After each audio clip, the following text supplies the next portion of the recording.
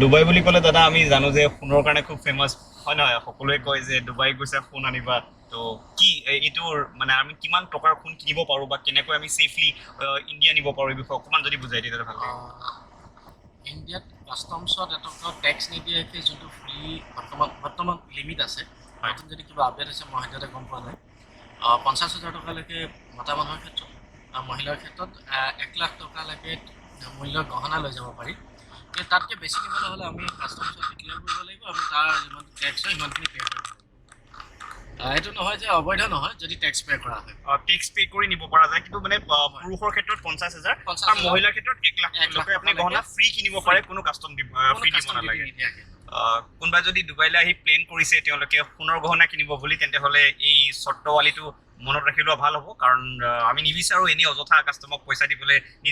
যিহেতু আমি কষ্ট কৰা পইচাৰে সোণ কিনিছোঁ আৰু তাৰোপৰি কিবা এখন পইচা আমি তাৰ বেলেগ কাষ্টমাৰক দিবলৈ আমি নিবিচাৰোঁ তো এই বিষয়ে আমি সজাগ হ'ব লাগিব এইখিনিতে মই দেখুৱাওঁ এখন ৰেঞ্জ ৰ'ভাৰ গাড়ী খুব ৰখি আছে খুব ধুনীয়া ৰেঞ্জ ৰ'ভাৰ গাড়ী এখন মই ইয়াৰ পৰাই দেখুৱাই আছোঁ কালাৰটো মোৰ পচন্দ হৈছে কিন্তু দাদা খুব ধুনীয়া কালাৰ মোৰ ঘৰৰ তলত গ'লে তুমি ফেৰাৰীৰ পৰা আৰম্ভ কৰি গোটেইখিনি দেখিবা আচ্ছা আচ্ছা আচ্ছা আচ্ছা তো ইয়াত গাড়ী ৰেণ্টেল এজেঞ্চিটো খুব চলে হয় চ' বিভিন্ন ধৰণৰ গাড়ী ৰেণ্টতো ল'ব পাৰি হয় হয় ইণ্ডিয়া ভাৰতৰ লাইচেঞ্চৰ দ্বাৰা নোৱাৰি ইয়াত ইণ্টাৰনেশ্যনেল ড্ৰাইভিং লাইচেঞ্চ তাতো যদি ভাৰতৰ পৰা হয় যথেষ্ট ষ্ট্ৰিক্ট ইয়াত হয় এলাউ নকৰে আৰু বিশেষকৈ ড্ৰাইভিং লাইচেঞ্চৰ ক্ষেত্ৰত ডুবাই যথেষ্ট ষ্ট্ৰিক্ট তো আপুনি ইয়াত ড্ৰাইভ কৰে নেকি বাৰু ইয়াত আপুনি সদ্যহতে মোৰ লাইচেঞ্চ নাই আৰু ড্ৰাইভ কৰিবলৈ কি লাইচেঞ্চ লাগে ড্ৰাইভ কৰিবলৈ হ'লে তুমি ইয়াৰ লোকেল লাইচেঞ্চ ল'ব লাগিব বাট কিছুমান দেশৰ ক্ষেত্ৰত ফ্ৰী হয় যেনেকৈ স্পেচিয়েলি GCC যোনকেইখন দেশ হয় গাল্ফ কাউন্সিলৰ দেশকেইখন তো সেইকেইখনৰ ক্ষেত্ৰত সেইখন তোমাৰ লাইচেঞ্চ নহ'লেও হয় কিন্তু এটা নিৰ্দিষ্ট দিনলৈকে তাৰপিছত আমি লোকেল লাইচেঞ্চ ইয়াত ল'ব লাগে লোকেল লাইচেঞ্চ ল'বলৈ আপুনি পৰিকল্পনা কৰি আছে নেকি লাইচেঞ্চ লোৱাৰ দেখা যাওকচোন আগলৈ এনেকুৱা দেখা যাওক ভাবি আছে যথেষ্ট কঠিন হ'ব নেকি প্ৰচেছটো কঠিন বুলি আমি কওঁ আমি যোনখিনি ভাৰতৰ মানুহ আছোঁ আমি কওঁ যে ইণ্ডিয়াত IIT চিট পাবলৈ সহজ হয় ইয়াৰ লাইচেঞ্চ লোৱাতকৈ অতি গুৰুত্বপূৰ্ণ মন্তব্য কৰিলে আপুনি IIT চিট পাবলৈ সহজ কিন্তু ইয়াত ড্ৰাইভিং লাইচেঞ্চ পাবলৈ টান তো এই ক্ষেত্ৰত মই আজিও গম পাইছোঁ লাইচেঞ্চ দিয়াৰ ক্ষেত্ৰত তেওঁলোক এইটো কাৰণে যথেষ্ট ষ্ট্ৰিক্ট কাৰণটো হৈছে কি তেওঁলোকে সম্পূৰ্ণ ধৰণৰ যেতিয়ালৈকে ট্ৰেইনীজনৰ পৰা কনফিডেঞ্চ নাহে যে তেখেতে পাৰিব তেতিয়ালৈকে তেখেতসকলে এক্সামটো ক্লিয়াৰ কৰি নিদিয়ে ধৰা তুমি প্ৰথমতে ড্ৰাইভিং স্কুলত গ'লা তাৰপৰা নিৰ্দিষ্ট ক্লাছ যিমানকেইটা ক্লাছ হয় ড্ৰাইভিং ক্লাছ তাৰপাছত তুমি ড্ৰাইভিং স্কুলত প্ৰথম পৰীক্ষা দিব লাগিব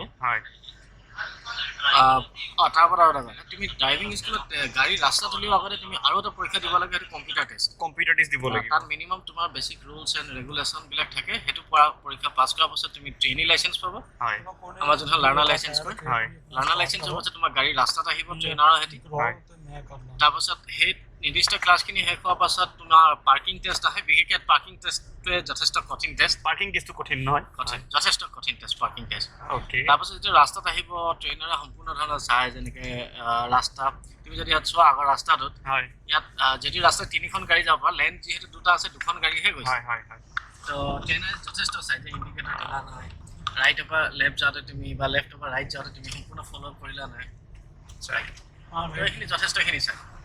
তাৰপাছত সেইখিনি হোৱাৰ পাছত তাৰপাছত তোমাৰ পৰীক্ষাটো যেতিয়া তুমি ড্ৰাইভিং স্কুলৰ পৰীক্ষাটো পাছ কৰিলা তাৰপাছত যাব তোমাৰ ৰুট এণ্ড ট্ৰেন্সপৰ্ট অথৰিটি চৰকাৰী পৰীক্ষা যোনটো গভৰ্ণমেণ্টৰ তেওঁলোকৰ ইনস্পেক্টৰে ল'ব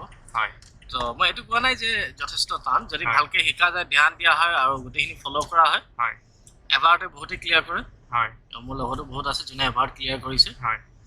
বাট হয় তুমি যদি চব ফ'ল' নকৰা ৰুলছ এণ্ড ৰেগুলেশ্যন তুমি শিকাইছে তেতিয়াহ'লে পাছ কৰিবলৈ যথেষ্ট কঠিন হৈ যায়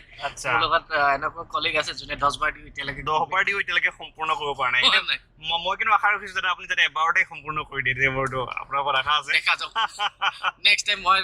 गाड़ी चलाए तो निश्चय निश्चय नेक्स्ट टाइम दुबई आइले अपनी चलाबो লাগিব और हमार ये जो भाई साहब है भाई साहब को हम साइड में बिठा लेंगे और आप मतलब चलाएंगे और हम पीछे बैठेंगे आगत देखिबा एटु प्रथम दुबई जेते बिजनेस स्टार्ट হৈছিল হয় নাওৰ দ্বাৰা বিজনেস প্ৰথম এই এৰিয়াটো চাইছিল এই এৰিয়াটো নাওৰ দ্বাৰা ব্যৱসায় যেতে জাহাজ আছিল প্লেন যেতে নাছিল হয়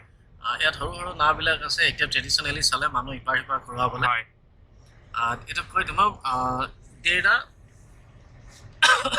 বা বুধবাৰ Dubai water station. Bur Dubai water station.